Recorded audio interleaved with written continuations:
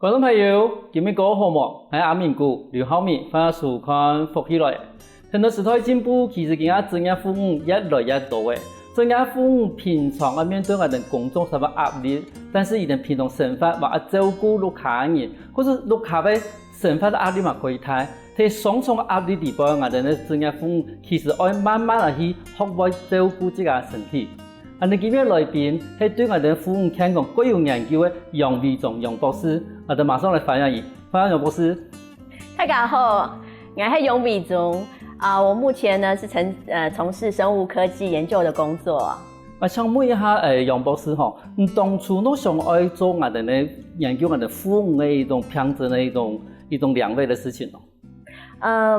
因為我從2002年的時候就回到了台灣，在台北醫學大學服務。那我個人是從事基礎研究的工作，那主要呢研究的興趣呢是在了解細胞跟細胞之間附着的關係。那當時呢，在我們台北醫學大學呢生殖醫學科呢，跟許多的這個臨床醫師有一些研究合作的機會，讓我了解到呢有一個疾病呢叫做子宮內膜異位症。那它呢跟這個細胞的附着呢是非常有關係的。可是唔同我講嘅子宮內膜異位啦，子宮內膜異位症，呢種東西係咪聽我哋台灣嘅父母地位佢常看得到啊？是的，事實上呢，除了在我們台灣的婦女朋友呢，以及呢，事實上全世界的婦女朋友，特別是育齡婦女，也就是20歲到50歲這之間的這個育齡婦女的朋友呢，在子宮內膜異位症呢，是在婦女疾病之中呢相當常見的一種疾病。咁從我哋嘅子宮內膜異位，感覺到講係一級一級人能夠談到一個病症啦，嗬。所以一種嘅病症地步，如果有乜嘅感覺啦，我哋父母朋友會有乜嘅感覺啦？其實是因為這樣子啊，就是說這個疾病呢，事實上呢是非常常見，但是為什麼呢？我們會覺得說，近年呢什麼特別常聽到，主要是因為呢，我們現在的婦女朋友呢，婚育的年齡呢是越來越高，哈，那這樣在我們台灣呢，特別呢是大概平均是32歲左右才結婚，哈，那常常呢除了年齡哈比較長以外，哈，就會發現說，在這個生育上常常有一些困擾。那這個子宮內膜異位症呢，跟這個婦女不孕的關係呢，非常的密切。所以呢，在這個部分呢，所以我們現在呢就會常聽到，婦女朋友到醫院檢查，因為發現說，可能不孕的狀況，那麼結果呢，這個檢查之後發現呢是子宮內膜異位症。人意思如果講，我哋講年輕嘅人唔會有子宮內膜嘅異位係咪？係咁嘅意思哈？其實倒不是這樣子說哈，就是說，實際上呢，我們常常呢，婦女朋友呢都會忽略了這個疾病。好，那我們知道說，我們女性呢每個月都會有月經，那很多女性朋友呢，其實呢會有經痛的症狀。那常常呢，大家會覺得說，那我就吃個止痛藥，好，那只要等就是撐個3-5天，好，這樣子的話就沒事了，好，那就不再去思考說要去醫院裡面接受更進一步的檢查。好，那也因為這樣，可能就忽略掉了可能呢，自己患有這個子宮內膜異位症。故事那你意思是講，等於講經痛一件事情，可能係子宮內膜異位症底部一對以下嘅症狀底部，會出現的一種反應。咁你除了經痛以外，有乜嘅症狀會出現啊？其實呢，就是說大部分呢，經痛是一個大部分的女性呢，在有這個子宮內膜異位症最常呢，的一個最常見的一個症狀之一哈。那但是呢，經痛當然不見得是只有子宮內膜異位症才會有的症狀哈。那麼另外呢，更奇怪的是，就是說另外還有一半的婦女朋友，她雖然有子宮內膜異位症，可是她不見得是有症狀的。好，所以呢，這地方就很容易會被忽略掉。好，那麼以至於呢，就延誤了就醫。那根據世界子宮內膜異位症大會的統計呢，事實上呢，子宮內膜異位症呢被延遲診斷的情況，也就是說，婦女朋友呢走進醫院才能夠被計算到說她可可能有这个子宫内膜异位症这样的一个确诊的情况哈，那事实上是平均被延迟了6到7年之久。也就是说，刚刚您提到，就是说，是不是年轻的女性就不会有子宫内膜异位症？倒不尽然，可能是她忽略了而没有被发现。好，可能等到平均6到7年之后，好，那发现可能已经有不孕的这个状况之后，才被医生诊断出有子宫内膜异位症。咱来讲嘛，其实从来讲6到7年嘛，吼，假如伊在生末25岁时间，伊都发现了，假如伊本来都有子宫内膜异位，但是伊6年後，咱發現得伊31歲，那假如講你今仔生末差唔多結婚32歲來講啊嘛，伊開始叫我時間，咱發現講啊，已經有子宮內膜異位研究誒。那一般人來講，子宮內膜異位多大影響係造成的咯？伊怎麼會變成有子宮內膜嘅異位症咯？這個疾病哦，它是一個比較複雜的，它是一個多因性的，就是說它並不是只有某一個單一的成因去引起了這個疾病哈。那尤其呢，現在生活壓力也是其中一個原因哈。那當然基因遺傳的部分有佔了大概20% 左右，也就是說也許媽媽哈曾經被診斷有子宮內膜異位症，那她的女兒很有可能有哈。但即便是這樣子，這個來自於遺傳的因素大概也只有20% 左右。那其他呢，有包括這個環境因素，那曾經有報告顯示呢，像環境荷爾蒙甚至呢像戴奧辛這一類的這種環境污染的這種毒素呢，也是這個引起子宮內膜異位症的原因之一。所以呢，它的這個目前來講，我們對於這項疾病去了解呢，它的這個致病的原因呢，其實呢它是多重性的。佢頭先你有講，其實遺傳啦，還有我哋嘅環境啦，還有部分嚟講我哋伊啲壓力地位，嘛可能會變我哋嘅子宮內膜異位。但是我想講，子宮內膜怎麼即個會細位呢？你怎麼會做下嚟？因為人我喺細粒眼唔知啦，後尾從我哋楊博士同人講下講，怎麼子宮內膜會即個會細位？事實上這個子宮內膜，事實上子宮內膜本身它是每個月會隨着這個我們的女性的這個荷爾蒙的週期，它會做一個變化，好，它會增厚。那如果呢並沒有受孕的情況，這個內膜就會自動的剝落，好，那也就是我們所謂的每個月的月經。好，那麼最早期呢有一個學說是說這個內膜的剝落如果呢它有經血逆流的情況，這個內膜呢就有可能繼續留存在身體內。好，那麼奇怪的是我們目前並不是非常了解，事實上經血逆流這件事情呢，事實上在很多女性的身上，事實上多少都會有機會。那麼但是呢並不是每一位有經血逆流這樣的一個情形呢都會造成這個內膜的這個粘連。那麼有一部分的女性呢，因為呢這個子宮內膜呢沒有這個排出體外，以至於呢她呢就跑到了子宮腔以外的地方去粘連以及生長。最常見的呢就是在腹腔，特別是在卵巢的組織上面粘連。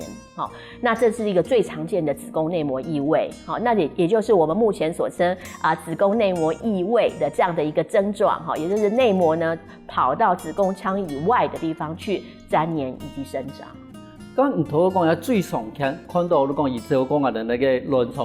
卵巢嗰邊嘅顯現嘛。咁人家意思講，話有幾多我哋冇常看到嘅嗰種子宮內膜異位係咪？是，事實上有少部分甚至呢，這個子宮內膜異位會上行，跑到了胸腔，特別是有可能會造成這個，或甚至肺部，甚至也有些跑到腦部，去做這個粘連，而且呢，它還會隨着荷爾蒙週期的變化，以至於呢會流血。那這個流血呢，像在婦女朋友如果有跑到胸部去粘連的話，那結果呢，它會咳血。那咳血就以為呢自己是不是這個肺部有病，所以就很急着就去看醫生，結果發現呢原來是子宮內膜異位所造成的。所以呢這些的這樣的一個引起的這樣的一些症候呢也時有所見。咁從咱嚟講法律等於講其實你哋生末嘅異體一件後，各種伊冇正常排出嘅話，你等於講而家子宮嘅內膜有可能會。如果這位都冇聽話啲，冇跟種陽風來發粘連的話，好，然後又聽到我哋呢迷讓人的嗰種荷爾蒙嗰種週期，這個細胞還是會被荷爾蒙影響到，係咪咁嘅意思？不是以還是會增厚。还是会崩溃，是这个意思吗？是的，是的，所以呢也会有流血的这样的状况。所以呢，有些女性朋友呢会常听到她的周围的这个女性朋友会说，她得到了一个巧克力囊肿。好，那其实呢，巧克力囊肿呢，为什么叫做巧克力？就是因为这个子宫内膜异位症严重的时候呢，它因为它有腹腔粘连，然后就会看到整个腹腔呢是属于这个巧克力的颜色，深褐色的。好，那因为它受到荷尔蒙的这个变化，所以呢，这个内膜呢粘连也会有这个血块，好，甚至血流的这种颜色，好，在它的腹腔液中，好，所以俗称为巧克力囊肿。哦，原来我们嗰種談到講啊，等咧婦人甲我有講巧克力囊腫，伊都係子宮內膜異位的一種哦。比如講，伊驗的體無無窮樣啦吼，伊在我哋都市地步發，如果變成巧克力囊腫，較厝的我哋講子宮內膜異位吼，我哋巧克力囊腫，唔有冇？係屬於我哋係子宮內膜異位的一種。事實上，子宮內膜異位最常見的，當然就是屬於像我們這樣剛剛提到的哈。那除了這之外呢，還有一種亞型呢，事實上呢，它是不會跑到這個子宮腔以外，而是侵犯到這個在子宮壁上，侵犯到往下，哈，就是延伸，那會得到肌肉層，好，會到肌肉層，這個我們叫做子宮肌腺症，好，或者子宮肌腺瘤，好。那這種症狀呢，實際上呢，它會造成這個子宮的這個變形扭曲。也會影響我們的生育。咁無想到講，其實你對子宮嘅內膜行喺無缺氧嘅地方，也可能都會有無缺氧嘅一種情形。咁有無缺氧嘅一種象徵，對於我哋嘅婦人家朋友嚟講嘅話，而係咪感覺到講情形有缺氧啊？而係咪表現出來的症狀都一樣呢？大部分都會提到就是這經痛。好，或者是腹痛，好，像這種症狀，好，但是呢，就是說，並不是能夠就是非常的明確會知道說，確實，就是說他可能患有的是什麼樣的一個病，哈，因為女性朋友其實還蠻常見的哦，就是說這種經痛，好，但是經痛它是這個子宮內膜異位症一個主要的這個主訴的，好，這樣的一個症狀，但是並不是只有子宮內膜異位會造成經痛，像剛剛提到的啊，子宮肌腺症，哈，那甚至還有其他的一些婦女的病，好像這個子宮肌瘤，好這一類的，也都可能會引起這個經痛。可是冇想到，伊啲子宮內膜異位症，我又按到無缺氧嘅症頭，休息一下哦，下一堂我哋嚟講，讓我去檢查子宮內膜異位。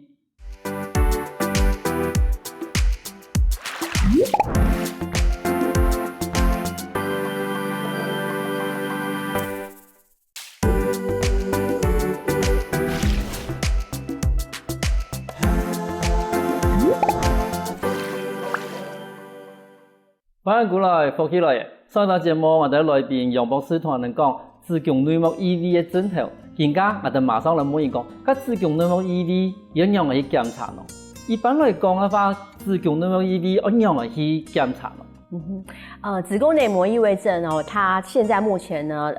這個主要的最就是如果是這個臨床哈，如果它的標準檢測方法呢，是要用腹腔鏡。那腹腔鏡呢是一種侵犯式，它事實上是一種手術，好，所以呢，病人呢需要住院，好，然後呢才能夠被確診，好，所以也就是說，這個鏡頭呢是要深入，好，到腹腔。去這個查看，好，才能知道說，粘連的情況到底有沒有很嚴重？粘連在什麼位置？是在卵巢上還是什麼地方？那目前呢，因為它是一種侵犯性的一種這個檢查的方式，所以呢，一般醫師呢，他並不會因為這樣子只做診斷。那麼他同時呢，在他看到有這個異位的內膜，他就順道呢就會把它清除。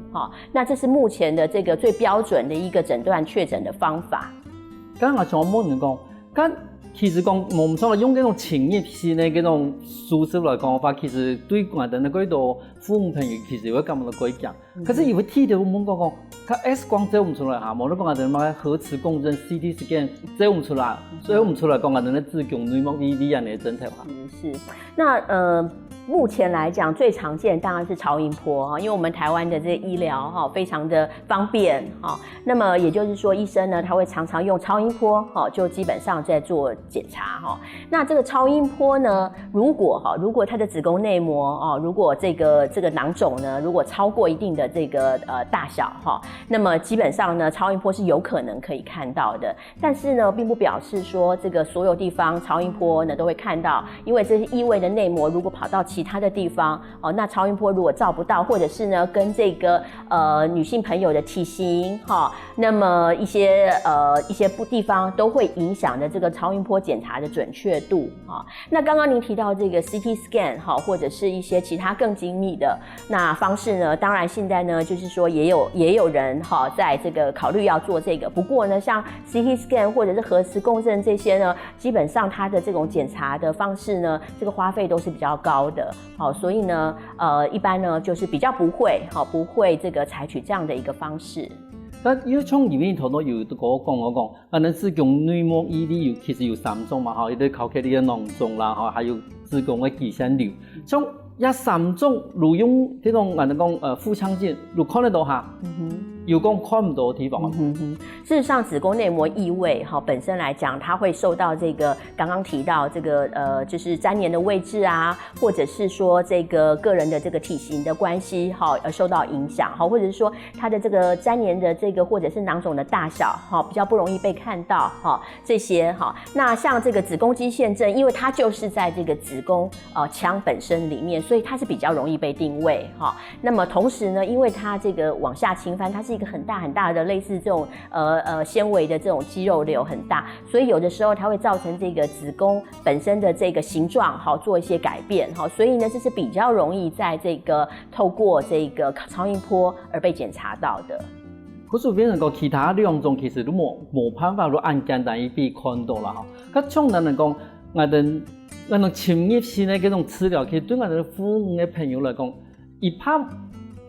天可以做一個數十蚊，一怕冇幾多吧。是的，沒有錯在我們台北醫學大學事實上那個我們在這個生殖醫學科的部分事實上這個已經有這個很多年的這個經驗跟研究。那即便如此，我們非常多的這個病人來求診特別是不孕的婦女朋友。那一般呢，如果醫生呢建議呢要做這個腹腔鏡大部分的朋友呢，大概有一半以上大概就會先採取就是說先看看再說那因為其實上這些女性朋友呢，大部分在這個時候呢，都是因為不孕的狀況才來到門診當中的那麼所以呢都已經想說不孕了然後還要說升到這個子宮腔裡面去檢查，對於他們來講，自己心理的負擔跟家人有的時候都不太願意他來接受這樣的一個檢查。那即便剩下一半的女性呢，可能她會願意那通常呢也要等考慮個3個月左右才會再回到這個門診然後來跟醫生說他們願意接受這項檢查。那通常呢她就會先去思考說有沒有一些其他方式啊，比如說中醫啊吃一些補品啊來調身體試試看。咁從咱嚟講嘅話，係咪冇去解決過也為子宮內膜異位嘅症頭，一定冇辦法去寬延對，一般是這樣子的，因為嚴重型的子宮內膜異位症的確呢，它就是會引起這不孕那麼各位可以想想呢，因為這個子宮內膜到處沾黏在子宮壁，那就算是有這個受精卵也很難着床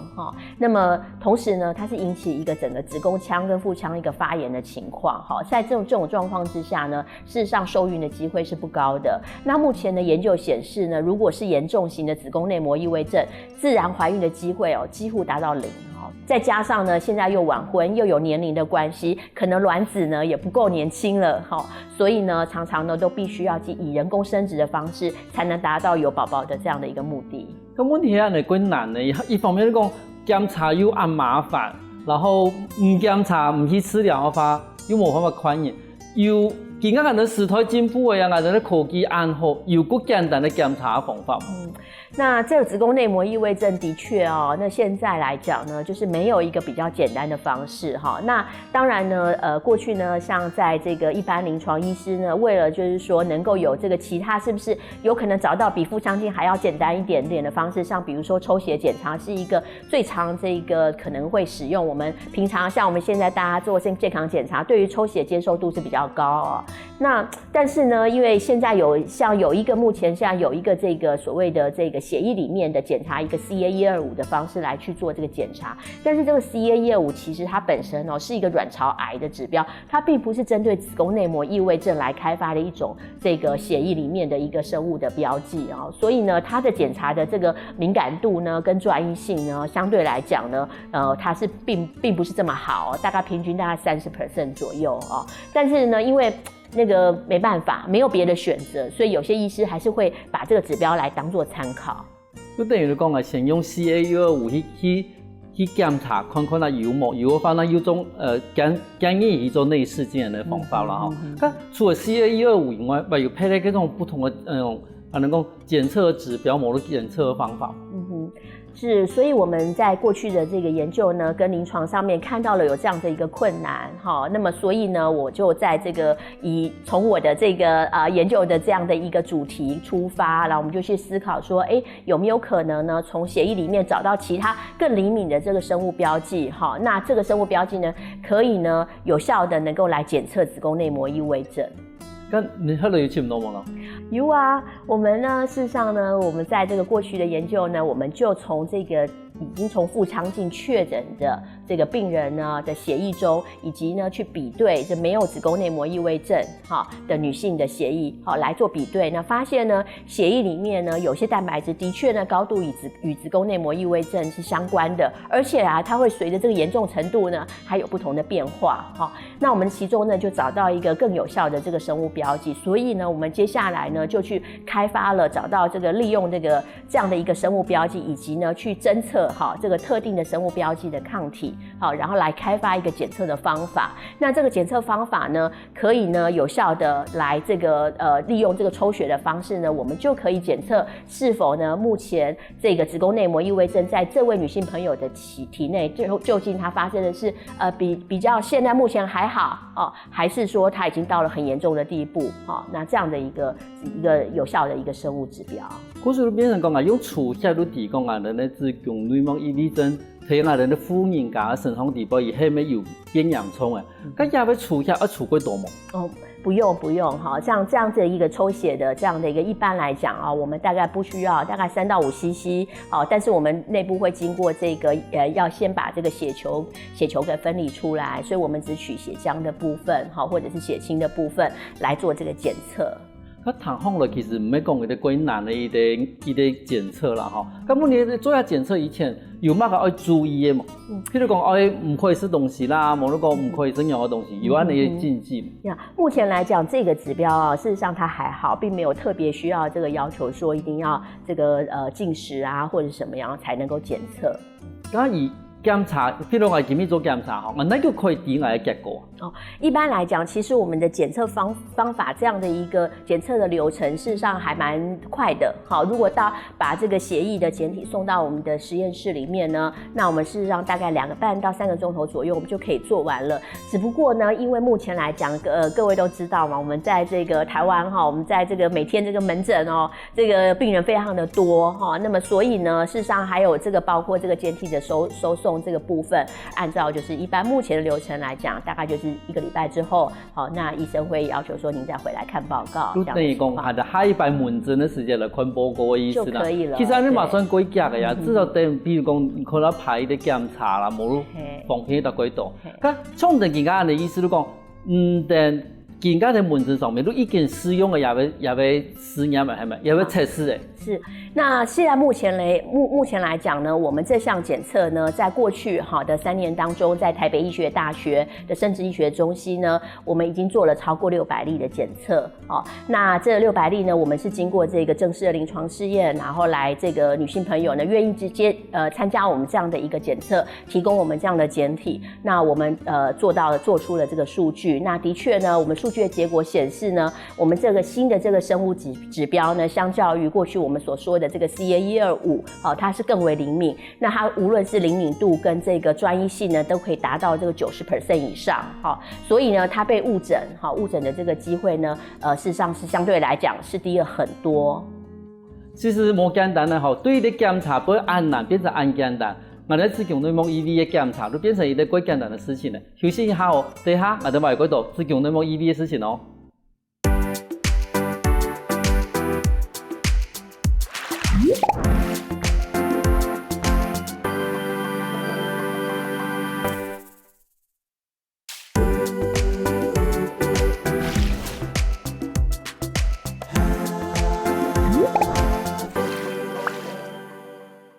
反过来，复起来，上咱节目我哋来宾杨博士同我哋讲，子宫内膜异位按样去检查。我想问下杨博士吼，看我哋检查出来以后，已经加治疗方法系样咩？目前来讲呢，当然就是说这个腹腔镜，腹腔镜的是其中一个方式，因为它除了确诊之外，刚刚也提到，它会医师会移除看到的这个粘连的内膜，那这是其中一个方式。但是各位可以知道，女性还是会有每个月的月经，所以基本上呢，她在1年就是做了这个腹腔镜手术之后呢，1年之内会复发的几率也有30到50%哈。那么另外一个当然会这个也有如果不做腹腔镜的方式的话，可能呢也可以这个采取这个荷尔蒙用药的方式啊。那这个荷尔蒙用药事实上就是一个制造一个假性怀孕的情况啊，那或者是更年期的状况，也就是说没有月经。那没有月经的话，那就可以得以呢，因为这个没有这个持续的这样的一个刺激跟发炎这样的状况，所以呢，子宫就得以那个经过就暂时的休息。那这样的话就会能够延缓，不会让这个子宫内膜异位的状况呢继续这个严重。好，那目前就是只有这2个方法，但是并没有一个治标的方法。好，所以呢，目前来讲，各大药厂呢也是一个这个专注在这个，特别是能够研发这个子宫内膜异位治疗的这样的一个药物。刚刚我们都说了，它事实上就是调整我们的荷尔蒙，就变成是这个假性怀孕或者是这更年期哦。所以也就是说这个更年期的症状，有些人就会跑出来就是在这个荷尔蒙用药。所以荷尔蒙用药的时候呢，基本上呢，她也没有办法怀孕。如果妇女朋友想要怀孕的话，所以在治疗期间呢是没有办法怀孕，必须要停药。停药之后呢，才能够这个考虑呢，要是不是能够这个准备怀孕这样的一个情况。因为如头痛都想我讲，刚才因为可能唔会宽延，我伊看下不孕症的伊的门诊，结果都发现讲有可能有子宫内膜异位，结果都接受我哋呢荷尔蒙治疗，结果荷尔蒙治疗里边又唔可以宽延，佢等于讲伊宽延的时间又变得过后波嘅。咁你發到等於講，係咩嚟講？我哋一早去發現一件事情，其實唔講係治療冇好，檢查冇好，對我哋父母朋友話係一個好的事情。因為這樣子就是說，因為我們剛提到了嘛，就是又晚婚，對不對？然後治療的時候，事實上也很難懷孕。所以呢，我們就是希望說，我們能夠早一點知道自己身體是不是有這個情況哈。因為剛剛提到子宮內膜異位哈，事實上呢，它是會累加性的，它會越來越嚴重哈。所以剛開始如果發現說可能還是輕微的話，那我們就得以這個控制。可是如果說剛剛好又是要準備想要生小孩的時候，然後才知道，然後而且又是嚴重了，那這樣的話就會造成這樣的一個就是必須要先接受治療才有機會懷孕的情況。那這樣的話就會變成這個雪上加霜，因為年齡又是一個因素哈。那所以呢，我們還是希望能夠這個找到一個好的方便的一個檢測方法，然後呢，讓女性朋友呢能夠定期的來做這個檢測。好，那如果說知道自己身體可能有這樣的一個狀況，那未來呢就是要這個生小孩的時候呢，就是說早一點生育計劃，而不要這個拖延，好，一直是享受這個自己的自在的生活，那可能要注意一下自己的身體。你同我講做是寬延啊，咁一般來講，醫學上面來講，最適合寬延的時間，差唔多係到幾時間？當然啦，我們當然會希望就是最好就是25歲到32歲左右。那我們剛提到32歲是目前的婚育年齡，怎麼辦呢？那事實上呢，就是說如果要生小孩，我們建議還是38歲以下，不要超過38歲，因為年齡本身就是一個因素了。那為什麼年齡是一個因素呢？因為我們女性的這個卵子它有這個，它是從出生就已經決定了多少顆卵子，所以卵子一直在體內，然後待那麼久的時間，事實上卵子本身的品質也會不好，再加上如果子宮環境也不好，那就是更糟糕。所以呢，38歲真的不要超過38歲。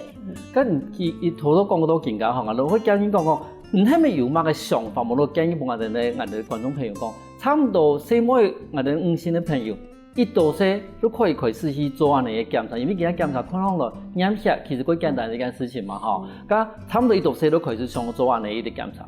是，当然我们会希望就是说，当然我们的这样的一个检测，就是说基本上它如果是能够就是在个人，因为我们知道在现在目前大家对于自己的这个健康都越来越重视哈。如果说在这个每一年一次的这个健康检查里面哈，能够考虑哈，然后女性朋友哈，特别这个项目对自己的身体有多的了解哈，那这个如果检查出来是还 OK， 没有什么样的状况，那我们就每年检测一次就好了。可是如果检查出来可能有子宫内膜异位症，我们建议至少一定要走到医院里面，不要再只吃止痛药了哈，或者是说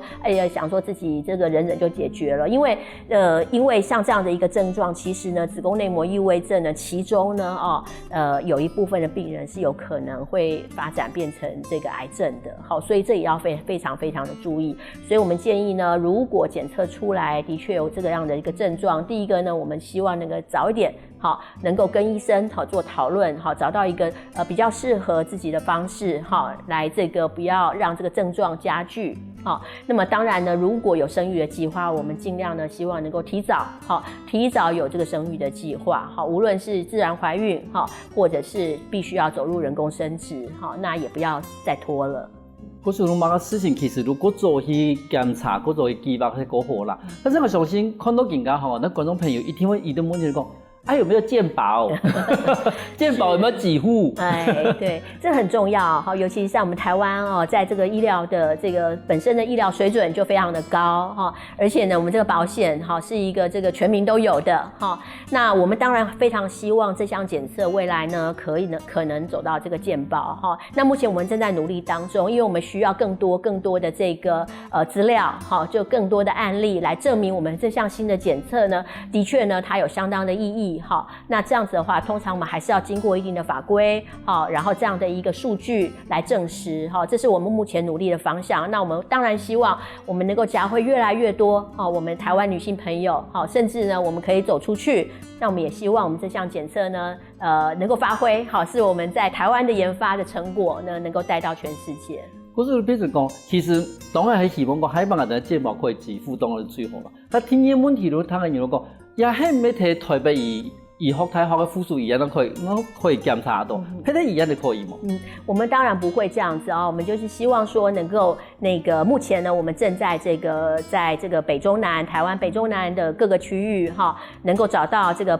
可以跟我們配合的這樣的一些醫療院所然後呢，我們希望呢有更多的這個女性朋友，如果呢擔心自己可能有這樣的一個病症呢，能夠到醫院裡面，然後選擇我們這項檢測，那我們有更多的數據來提供給我們的衛生單位來這個做這個證明那這是我們希望我們現在正在努力的。因為感覺到一路從人哋處下樣嘛迄個幾簡單的檢查，嗰時變成講人哋當初一開始講子宮內膜異位，其實伊係影響到幾大一個事情，伊唔單止會影響到人哋嘅身體講到講舒服唔舒服，其實最重要會影響到人哋嘅懷孕的問題，因為佢人哋生育嘅供應少，咁人家對於講癌症可以用一種粗細的方法都可以檢查出來嘅話，其實係一個幾好嘅方法。咁對人哋來講嘅話，唔知間對未來咯，從人哋按好方法，係咪其他嘅，譬如講癌症啊，或者其他幾難測到嘅症頭，要想講用一種蠻同樣嘅嗰種驗血啦，而做出來嘅一種簡單的方法。那我們目前來講，我們當然是針對女性朋友，因為我的研究一直都在這個領域當中所以呢除了子宮內膜異位症，我們希望呢還能照顧到其他的女性方面的疾病。那事實上呢，我們知道現在來講，其實癌症也已經不是一個這個完全沒有機會的這樣的一個疾病了那所以呢，事實上這個診斷的這個治療的方法，其實上是越來越多或治療的藥物也越來越多選擇那反而我們比較去思考的，就是反而不是這種被動型的，就是看到了什麼病，然後我們再來治療。我們當然希望更往前就是做到這所謂的自我健康的這種管理的這樣的一個方式讓這個我們的女性朋友呢那麼大家可以就是自己知道自己身體的狀況那以至於呢有機會呢達到先這個做預防那所以呢我們現在致力於呢就是尋找很多的这个跟疾病好或者是一些症候有关的这样的一个生物标记，透过这个抽血或者是验尿这样比较简单的这样子一个一般大众比较能够接受的一种检查的方式，好，来这个帮忙我们的朋友呢来做这个自我的健康管理，哦，那这样的话早一点好能够做到预防的这样的一个目的。不相同的一块是，讲其他细妹呀，其实我们职业妇女几多，一方面有工作的压力，生活的压力嘛几大，但是压力头都有讲到冇，可能係一啲子宮內膜異位，也會可能的一啲原因地方。咁對安尼情形的話，你對更加會我哋嘅職業婦女啦，嚟講，你有乜嘅建議冇？其实我自己本身也是哈，那个读书也读很久，然后工作其实也很辛苦，因为除了这个在自己职场上面，那么同时还要有这个照顾家庭的责任哈。那么所以呢，尤其现在的女性参与这个社会活动是越来越多哈，那么她的角色是很多元的。好，在外面呢是要一个这个。现在说这个女力时代嘛，哈，所以呢，女性朋友在外面也要拼斗，在职场，哈，那么回到家呢，又要这个照顾小孩，照顾先生，哈，然后照顾家人，哈，所以呢，我们会非常希望哈，女性朋友呢，千万哈要先爱自己，哈，当你爱了自己，让自己的身体哈，能够这个健健康康，那么对于自己的身体健康呢，要多注意，哈，那么有些地方如果真的有一些小毛病，不要忽略它。那么早一点呢去看医生，这样的话，您才可以照顾到更多的家人以及你所爱的人。对，也真係幾重要哈。各位觀眾朋友，看下今日嘅節目，你係咪感覺到對子宮內膜異位有幾多嘅一個了解？你這個每一講哦，一定要去檢查，一定要去治療。你今日個檢查呢，有冇事勞動來現場，同能講很多子宮內膜異位很多事情。謝謝主持人，感謝大家。休息一下哦，大家聽下你先上來，運動運動。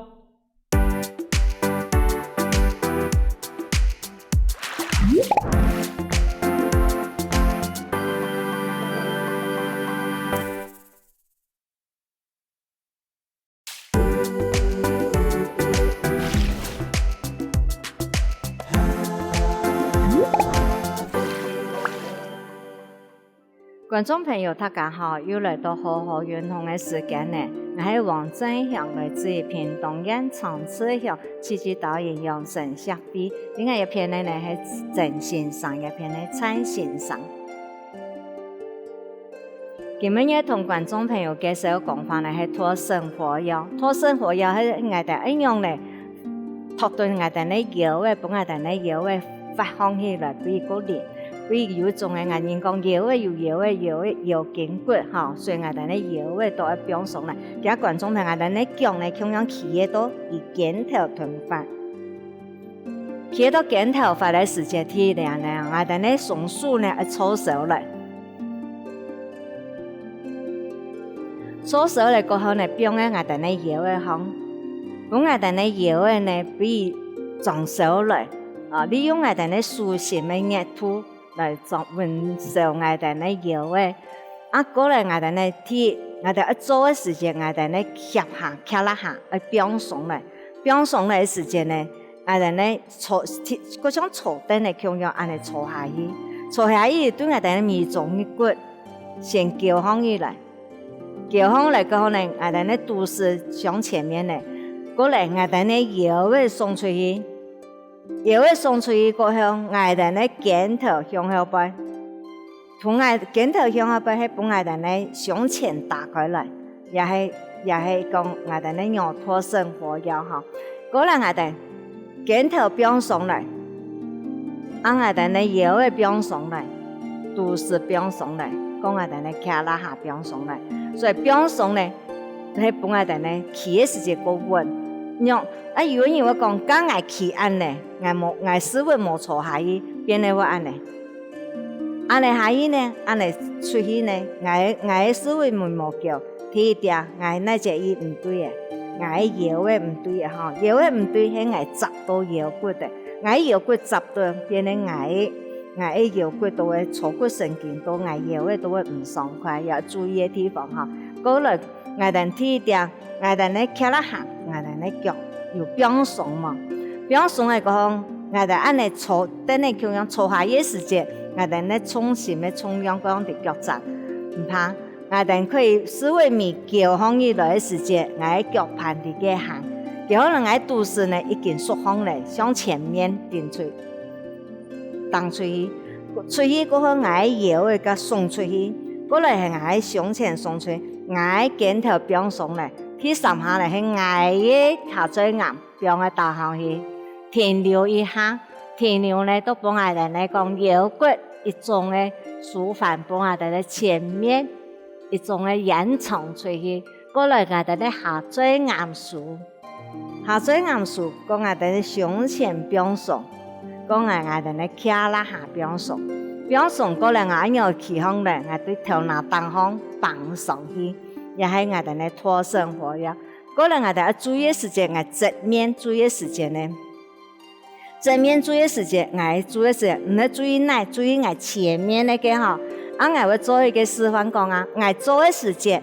我用嚟去压到摇的，我压到摇的係講我企嘅按講，我腳係打出嚟，我腳打出嚟，我冇腳放去啦，我思維面冇腳，我企嘅按講，安尼做嘅時節，係咪講啊？我那搖的送出去，我腳打出嚟，安尼我用咧，我壓到我搖的。有人講，我本身都有坐骨神經，安尼壓到搖的，我搖的就痛啊位了嘅，我還可以做安尼動作咯。可以，因為我哋咧切頭啊表送，我哋咧徛啦下表送，所以我哋咧徛啦下表送，坐得嚟天作中央坐下去，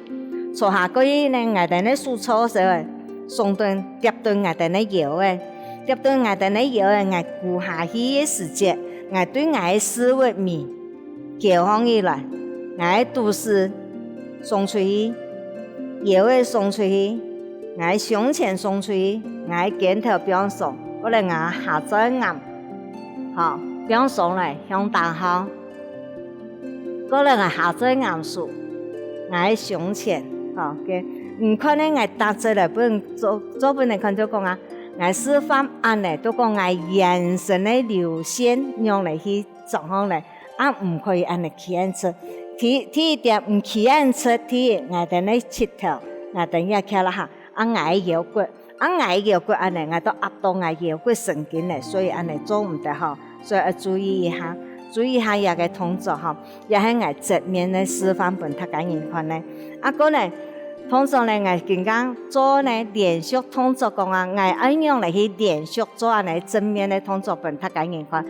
首先我兩隻手要先搓手咧，搓手特別我腰嘅吼。你講到我搖嘅又鬆嘅又少嘅，嗰向我徛啦下邊鬆嚟，我思維面交放起來，都是抬出來，送出去，搖嘅送出去，向前送出去，當我下嘴岩向大行，順順嚟，下嘴岩下數，搖嘅邊鬆，徛啦下邊鬆。嗰兩個頭拿單行綁上去，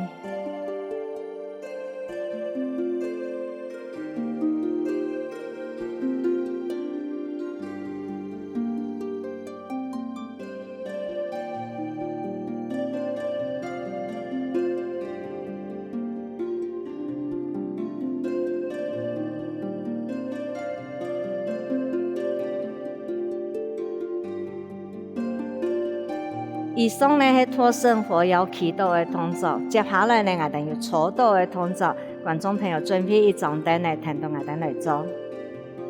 接下來呢我哋係做坐到嘅動作，脫身活躍。脫身活躍呢坐到嘅時間呢，觀眾朋友我注意講我哋呢凳呢唔會有連嘅嘢，我哋坐起呢那唔有危險性，行到來開始哈。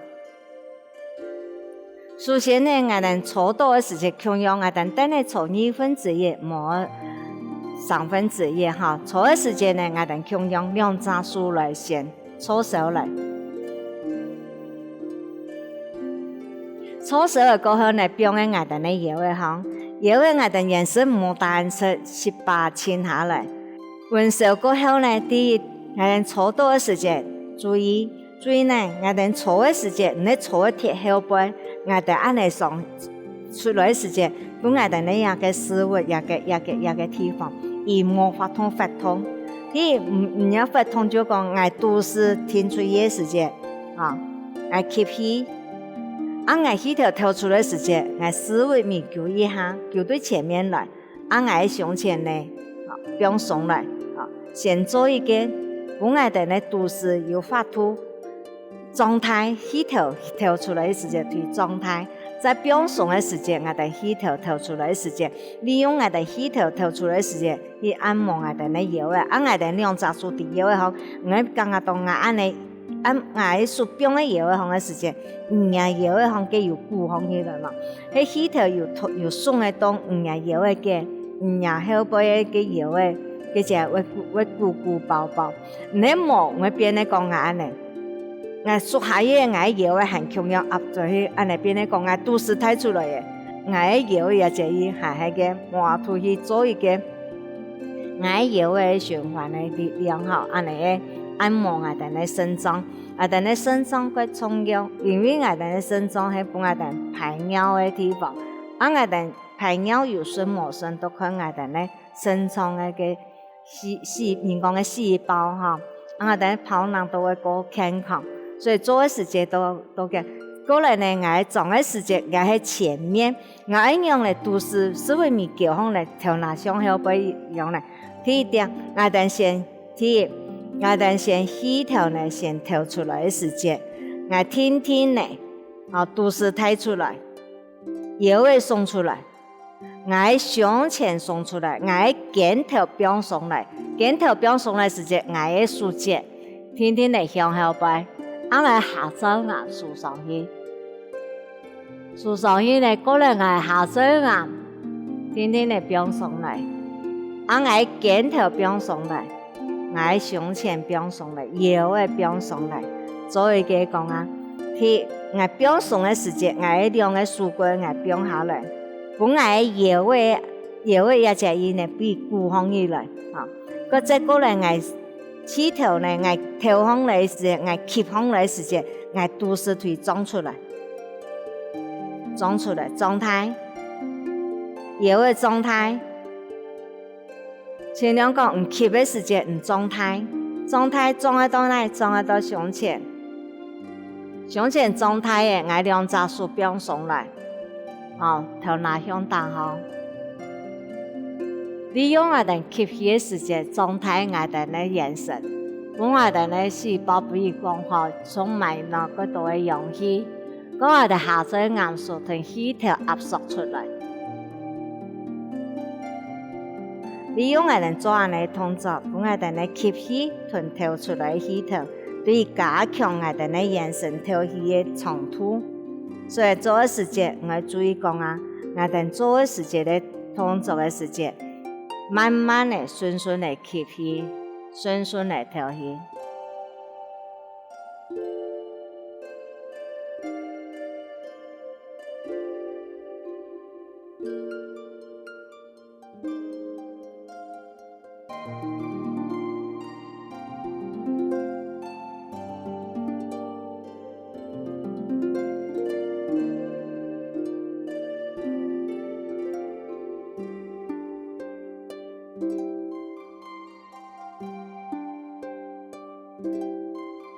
以上呢係我哋做初度嘅動作，觀眾朋友初度嘅呢同我哋來做下，我哋幫我哋嘅眼神個看見嘅，練用安尼初度嘅動作來鍛鍊我哋嘅腰嘅，幫我哋嘅腰嘅個發連個發的我哋學，要利用調氣來充滿我哋嘅陽氣，來按摩我哋嘅腎臟，我幫我哋嘅腎臟發放起來，我哋都做得到呀，我哋下一次拿來了。